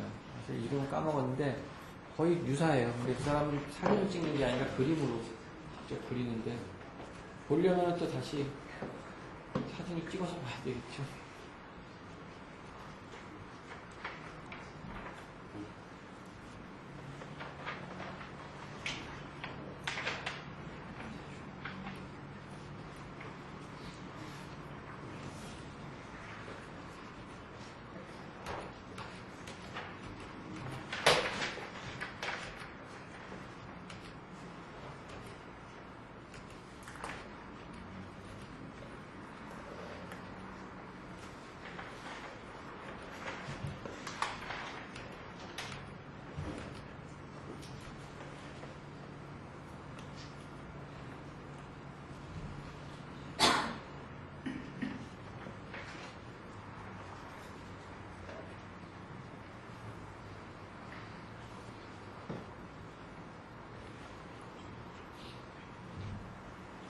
이런 구조물들은 이제 그 사람이 만든 거예요. 원래 있는 게 아니고, 이 안에 보시면 이런 구조물들은 이제 점점 작업을 뒤로 갈수록 저런 것들을 만들어서 작업을 하기도 하고 하더라고요. 미술관에 직접 설치를 하기도 하고요. 지난번에 어디 조현화랑하고 일을 했던 것 같아요. 언젠가 제가 길에서 만났는데 한국에서 전시를 하고 싶냐 그랬더니 하고 싶다고 그러더라고요. 그런데 그 다음에 조현화랑 연결이 되는데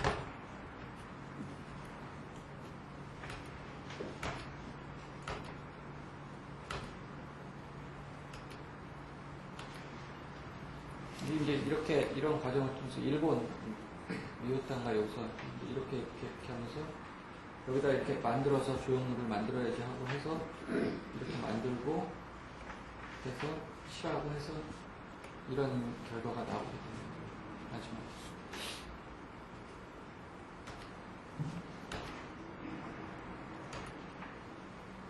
이것도 이렇게 해가지고 이런 게 나옵니다.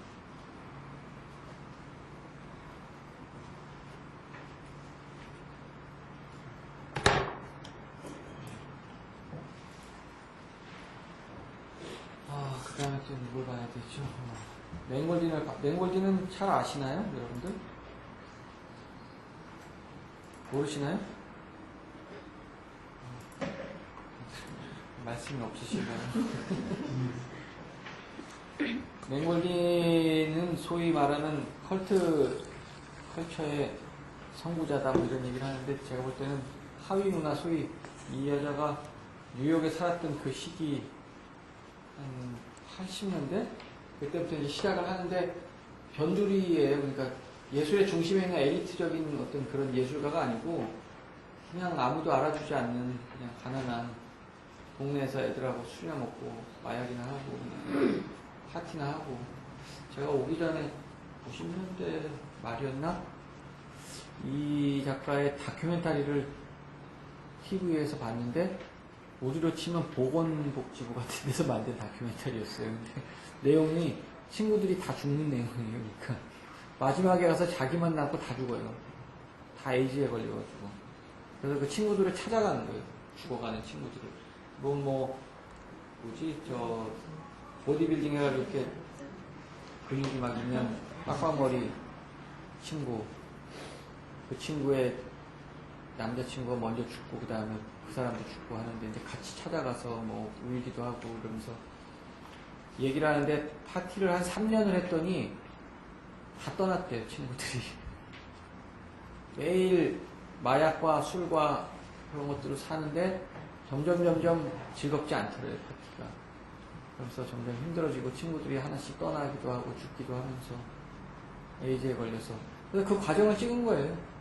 그 친구들 자기 뭐 유명한 사진 있잖아요. 맞아가지고 얼굴 이렇게 멍들어서 자기 남자친구랑 싸워가지고 맞았는데 그 맞은 자기의 얼굴을 찍은 거예요.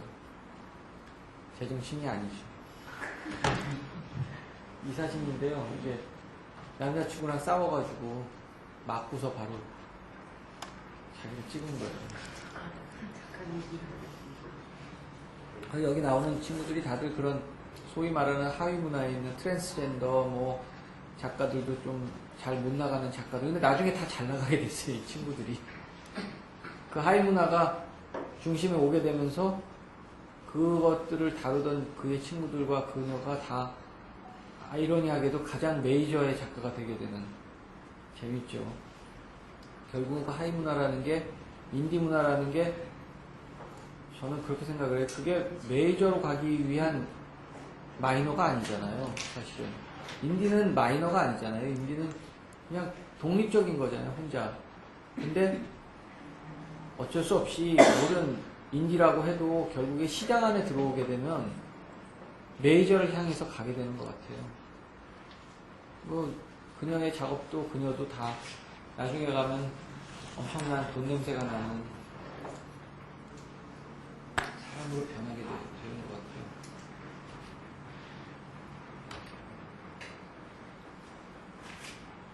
진짜 이거 700장을 앉아서 보고 계시면은 어쩌면 여러분들 중에 눈물을 흘리시는 분들도 있을 거예요. 그 음악과 그 슬라이드 쇼를 보시면. 근데 요새 그 슬라이드 쇼를 보기가 힘들더라고요. 기계가 없대요. 슬라이드 과거 옛날 돌아가는 동그란 트레이에 있는 그 기계들이 다 없어져가지고 전시를 만들 때 그거로 해달라 그러면 굉장히 어려움이 있다고 그러더라고요, 벌써. 그러니까 마약에 취하거나 술 먹고 막 포도주 막 벽에 뿌리고 막 안 봐도 어떤 상황인지 아시겠죠? 뭐 여러분들 그렇게 놀아보지 않으셨을 텐데 잘 모르시겠지만 예. 인생 막장 드라마를 작업으로 제가 보면서 그때 그 당시에 느꼈던 게 감동받았던 게 아 사진을 저렇게 막 찍어도 되는구나 그런 거였어요. 아 저렇게까지 찍어도 가능하구나. 그러니까 자신감, 용기를 줬던 것 같아요. 사진은 굉장히 저는 학교에서 사진은 이렇게 찍어야 한다라고 배웠거든요. 이런 모습으로 이런 형태로 이렇게 찍어야 되고 이렇지 않은 거는 작업이 아니다. 그런 어떤 예, 교육 과정을 통해서 몸에 배어진 사진 찍는 방식이라는 게 존재했는데 그것들을 한 번에 무너뜨리게 해주는 아, 안 그래도 되는구나 그런 거를 줬던 것 같아요. 저한테 준 거니 저의 스승이에요. 저를 가르쳐준 적은 없지만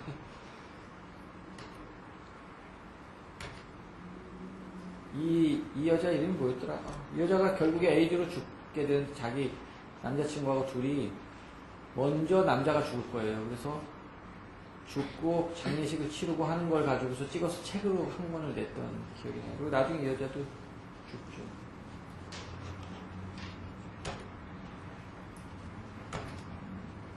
이 여자, 이 냉골린이 또 아라키하고도 친해가지고 둘이서 같이 뭐 작업을 해서 전시를 하기도 하고 아라키도 하여튼 노부요시 아라키라는 작가도 이 냉골린만큼 참 괴팍한 작가인 것 같아요. 사람을 즐겁게 해주는 작가예요.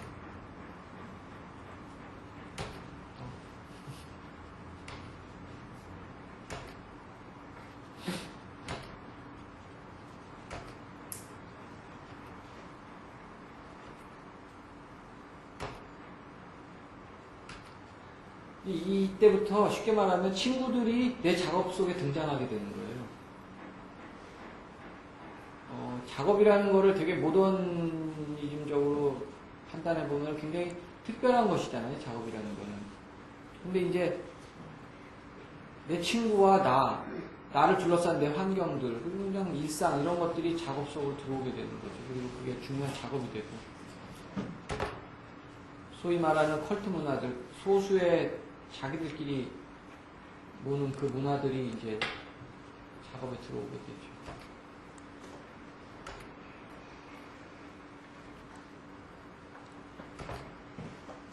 이 작업도 트랜스젠더들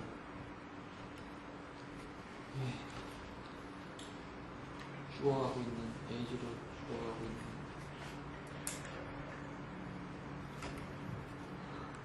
작가들은 죽어가는 그 순간에까지 작업을 그걸 표현을 하는 것 같아요. 아까 로버트 메벨소프 같은 경우도 에이즈로 죽을 때 마지막에 찍은 사진이 이렇게 해골로 된 지팡이를 이렇게 짚고 있는 자기 자화상이에요. 이렇게 뼈만 남아가지고.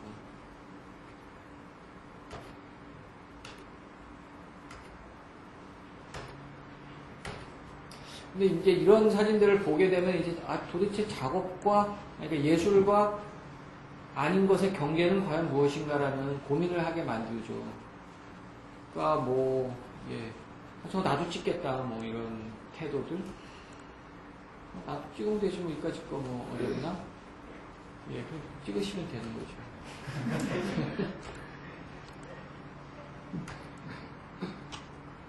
카메라도 있겠다 뭐 찍으시면 되죠.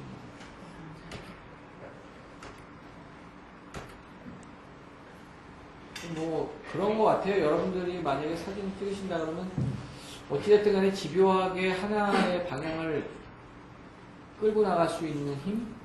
그런 것들이 있어야 되지 않을까 생각이 들어요.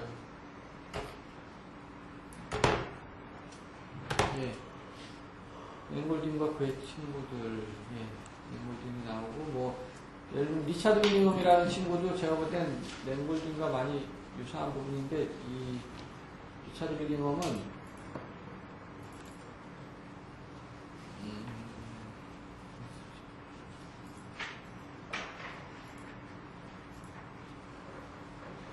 자기 부모를 찍었어요. 리차드 윌리엄 이 친구가 이제 학교 다닐 때 대학교 4학년 때였대나 뭐 그런데 사진을 한 게 아니고 이 친구도 그냥 미술하는 친구였는데 자기 아버지가 알코올릭이고 자기 엄마는 아까 보신 것처럼 그런 비만으로 이제 거의 폐인인 가족, 자기 동생하고 찰리의 꿈인가 그래가지고 아버지가 찰리인데 아버지를 주인공으로 해서 자기 가족을 찍은 거예요. 뭐 정말로 아까 랭골딩과 거의 유사한 태도를 지니고 있는 거죠. 랭골딩의 아이들. 랭골딩의 아이들이 또 여러 있어요.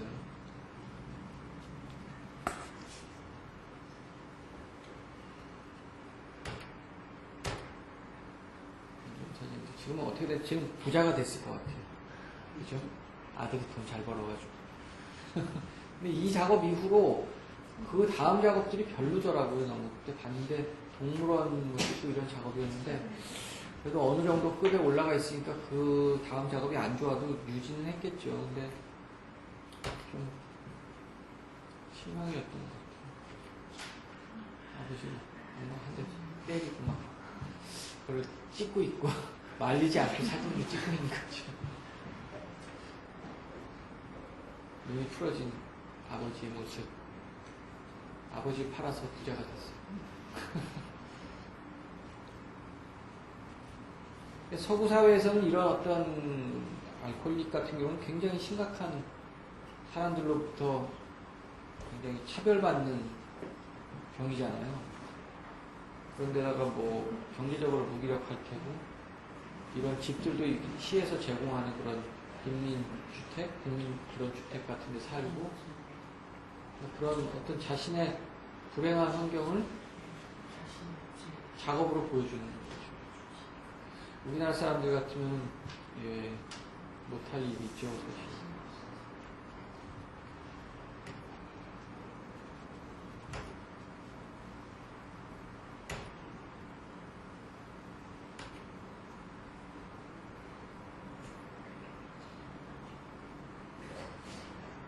비 안 통.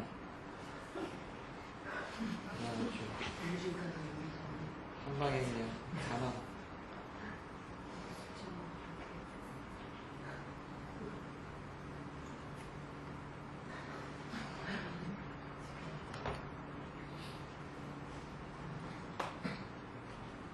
한 가족을 통해서 하위 문화를 보여주는 거죠. 아까 그와 그의 친구들이고 여기는 자기 가족이고 싸워서 막 피가 흘리고 막.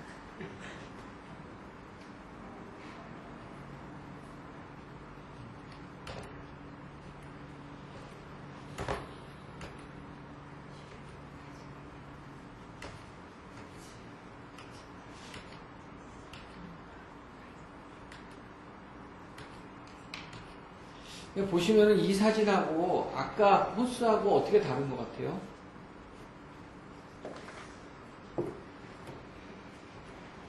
전혀 다르죠? 그러니까 예를 들면 아까 호스는 미디어 자체를 보고 그 안으로 들어간다 그러면 이 사람은 소위 랭골딘처럼 세상을 보고 그런 하위 문화들을 찾아서 들어가고 서로 보고 있는 게 전혀 다른 방향이죠.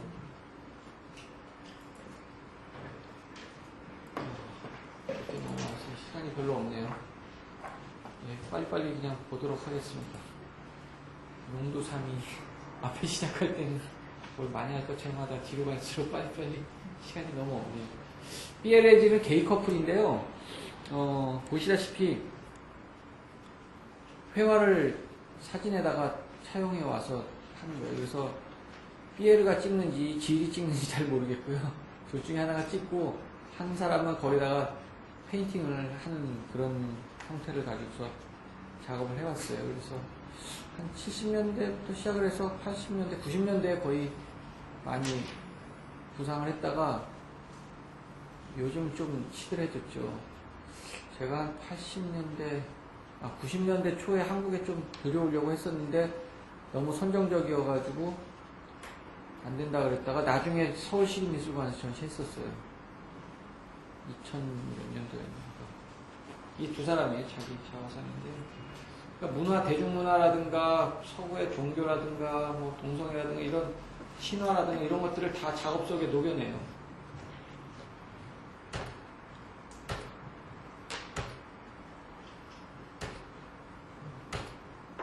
뭐 성인들, 뭐 종교 속에 나오는 박해받는 사람들, 뭐 이런 성경에 나오는 이야기 이런 것들을 다 작업의 모티브로 사용하게 됩니다. 이게 내용을 알고 보면 되게 재밌는 내용들이 많아요. 뭐 어떤 성인은 원래 가난한 자를 위한 성인인데 그 사람이 여기서 사진 속에서는 굉장히 럭셔리한 부자인 그런 패션의 옷을 이렇게 속에 갇혀있고 이렇게 나온다든가, 그리스 신화 같은 경우, 그러니까 키치적인 요소들을 차용해와가지고 작업을 많이 했어요.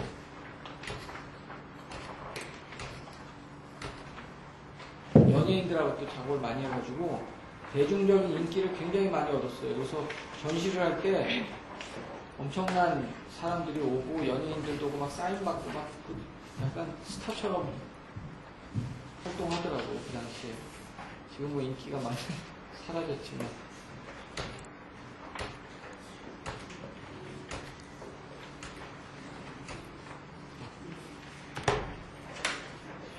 작업이 많이 있지는 않네요. 그 다음에 디코르시아 같은 경우는 사실 여기서 뭐 보여드리는 게 제프월을 우선 보여드려야 되는데 제프월이 제가 없고, 제프월은 여러분이 한번 찾아보세요. 제프월이라는 작가 아세요? 제프월 같은 경우도 연출 사진인데요. 그 연출 사진이 일상하고 거의 똑같은 느낌의 연출 사진이에요. 근데 그 한 장 한 장이 굉장히 고도의 연출을 통해서 만들어진 사진들인데요.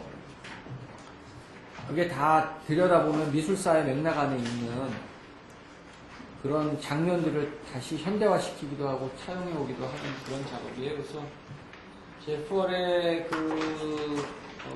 인텔리전트한 작업의 내용들은 사실 거의 최고의 인텔리전트한 작가라고 볼 수 있는데, 디코르시아는 사실 거기에 비하면은 형식적인 부분들을 많이 따왔다고 볼 수 있고요. 거기에 따라가기는 좀 제프월을 따라가기는 어려운 것 같아요.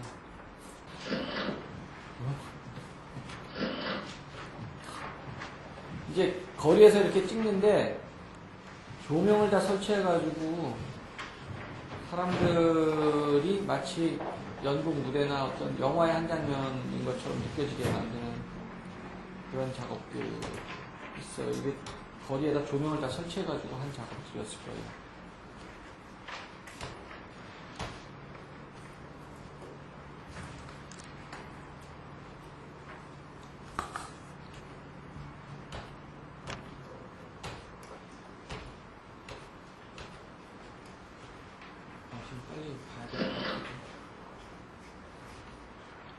보시면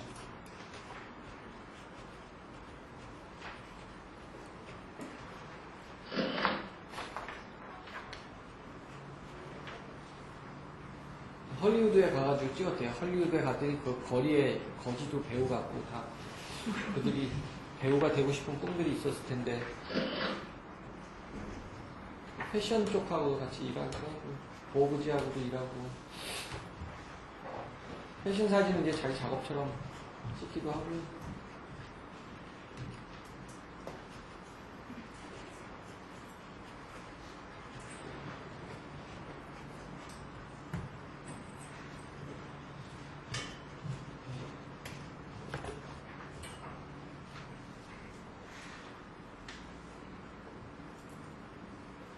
지금 90년대까지밖에 안 왔다. 2000년대는 어떻게 하죠? 이게 이제 시간 한 배 잘 써야 되는데. 예. 아까 보셨던 볼프강 틸만스, 아까 말씀드렸던 볼프강 틸만스가 맹골딘의 제가 볼 때 아이들이라고 얘기했던 거의 접근하는 태도는 거의 비슷한데요.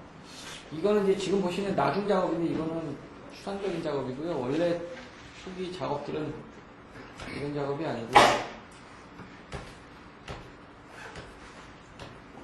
작업밖에 없네요.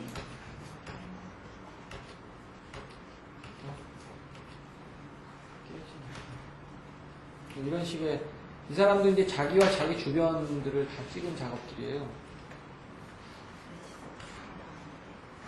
이 친구나 아니면은 그 맥기니 예, 그런 친구들이 다 자기와 자기 주변의 친구들 또 자기 환경 이런 것들을 찍는데 찍는 태도나 성향은 좀 다르죠.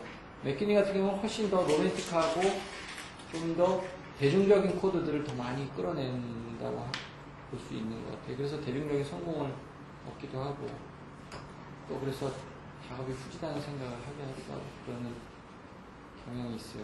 가장 좋은 작업은 뭐라고 생각하세요, 여러분들? 작가가 가장 훌륭한 작가가 되는 방법은? 예? 뭘까요?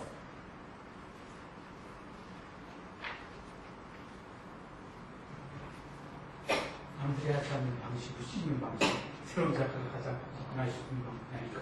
네, 맞습니다.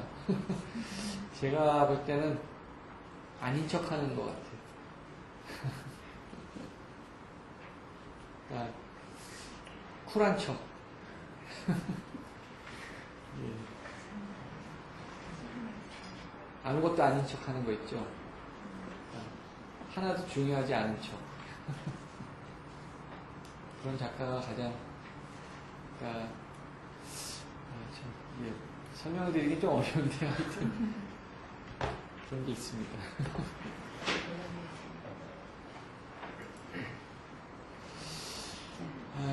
스키모토라는 작가도 한번 살펴보시면 굉장히 재밌는데, 스키모토도 일본 작가로서는 굉장히 세계적인 작가인데요.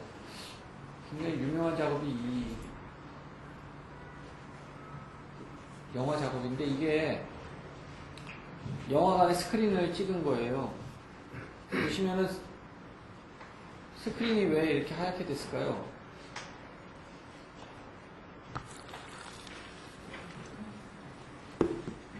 조명, 빛이 없으니까 장시간의 노출을 줌으로 해서 스크린이 하얗게 되고 주변이 나오게 된 거잖아요. 그게 어떤 의미를 지니고 있을 것 같으세요, 여러분들이 볼 때는?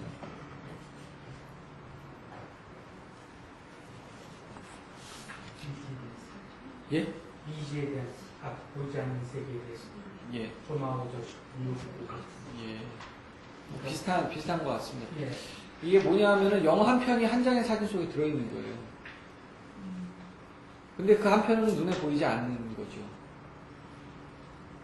한 편의 영화를 한 장의 사진 속에 담아냈는데, 그게 뭐냐면 결국에 시간을 압축해 놓은 건데, 한 장의 사진 속에 그것이 있는 게 어떻게 보면 동양적 철학 같은 거하고도 이렇게 연계되면서 사실 생각하기 나름이겠지만 굉장한 반응을 일으키게 되죠.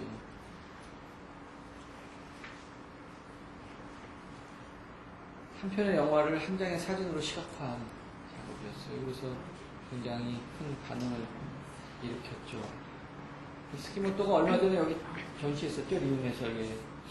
가지고 이런 사람들이 제가 볼 때는 굉장히 인텔리전트한 방식의 작업을 하는 사람들인데 그런 사람들의 작업들은 되게 차가운 것 같아요. 작업이. 그러니까 차갑다는 거는 어떻게 보면은 예, 공부를 많이 하면 차가워지나? 공부를 안 해야 될 것 같아요. 그죠? 그러니까 뭐 우리 앤디 와홀의 그 남자친구였던 구두 닦기 작가 이름이 뭐죠? 갑자기 생각이 안 나네. 기억 안 나시나요? 그리고 네, 이런 작업들이고요. 다른 작업들은 그 다음에 이런 주겐 텔러 같은 사람도 이런 작가들이 다 제가 볼 때 컬처를 다 수용해가지고 하는데 이 사람은 또 패션 쪽에 되게 많이 유명한 사람이에요. 그래서 이런 작가들이 이제 아까 볼프강 티마스도 패션 쪽하고 관계가 좀 있고 이 사람도 그렇고 저 아까 그렇죠 맥길리 같은 친구도 그렇고 다 패션 쪽하고 어느 정도 연관들을 갖고 있어요. 대중문화랑 연관을 갖고 있는 거죠.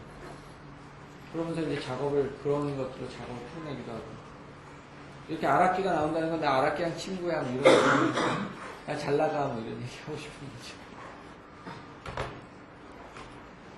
이런 것들이 뭐 자동 카메라 가지고 쉽게 팍팍 찍을 수 있는 내용들인데 감성적으로 접근하는 거죠. 그리고 예전에는 작업이라고 말하기 어려웠던 그런 작업들, 그런 내용들을 가지고 이렇게 작업을 하는 거죠.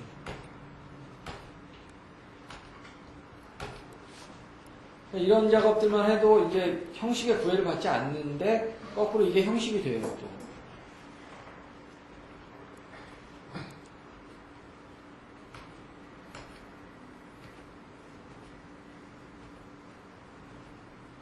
이런 작업은 배울 필요가 없잖아요. 그렇죠?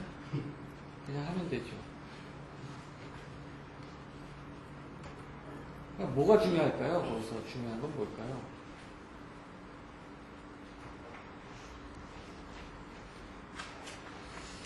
스토리, 내러티브가 중요한데 그 내러티브라는 건 결국 삶에서부터 오는 거고 자기 삶을 어떻게 시각화시켜서 보여줄 건가에 대한 얘기들을 하고 있는 거죠.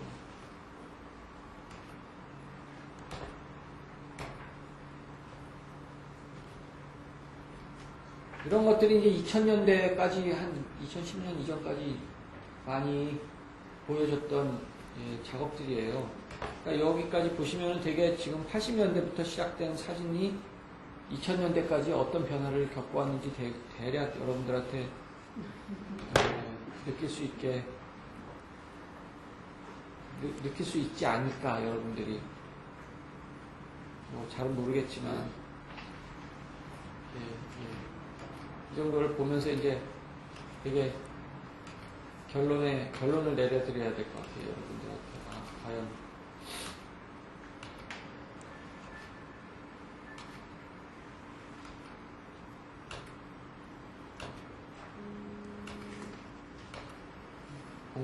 본 거고요?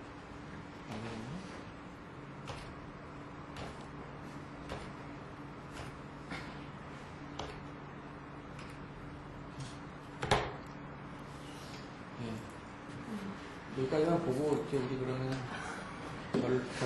결론에 다다를 수 있게 시간을 맞춰서 여기서 끝내드려야 되니까. 그러면은 아까 보셨던 80년대부터 2000년대까지의 그 작업들을 이렇게 같이 보시면서 사진이라는 게 예술 안에서 어떤 역할을 해왔나 이런 것들을 엿볼 수 있는 것 같아요. 그래서 실제로 과거에 사진이 예술이고 싶었던 시절에서 이제는 사진이라는 것이 더 이상 사진만의 경계를 가지기보다는 다른 미디어들과 이종교배를 하는 사실 섞여서 함께 움직이는 그런 태도들을 지니게 되지 않았나 생각이 들어요. 단지 미디어라는 것이 다를 뿐인데 그 미디어도 사실은 섞이고 하나로 합쳐질 수 있는 충분히 뭐 이제는 더 이상 경계도 없고 예술이라는 것이 더 이상 무엇이 예술인가에 대한 질문을 할 때 그거에 답하기 참 어려워진 것 같아요. 따로 이것은 예술이고 이건 아니다라는 말은 아무도 할 수 없는 사실 상황이고 예술을 누구는 할 수 있고 누구는 할 수 없다라는 것도 또 아무 의미가 없어졌고 이제는 어떤 모든 것이 예술이면서 또 모든 것이 예술이 아닐 수도 있는 어떤 그런 상황 속에 놓여 있지 않나 그런 생각을 해봐요. 그래서 사진이 그 안에서 굉장히 중요한 미디어로서의 역할을 지금까지 해오고 있고 앞으로도 하게 될지는 잘 모르겠어요. 저도 사실 앞으로도 그런 계속 훌륭한 미디어로 남아있을지 아닐지는 판단하기가 좀 어려워요. 그런데 역사는 돌고 도는 것 같아요. 뒤로 물러났다가 다시 돌아오기도 하고 사실 지금 굉장히 후진 미디어라고 하는 뜨개질, 예를 들면 도자기 굽는 거, 이런 현대예술과는 좀 멀리 떨어져 있다고 생각되는 미디어들조차도 저는 언제든지 올드 미디어가 뉴 미디어가 될 수 있다고 생각해요. 그래서 예술이라는 거는 끊임없이 순환하고 미디어는 거기에 반복적으로 따라오게 되어 있다고 생각해요. 언젠가는 다시 또 전면에 등장하게 되고 또 멀어지기도 하는 그런 게 아닐까 생각을 합니다. 예, 오늘 여기까지 하겠습니다. 감사합니다.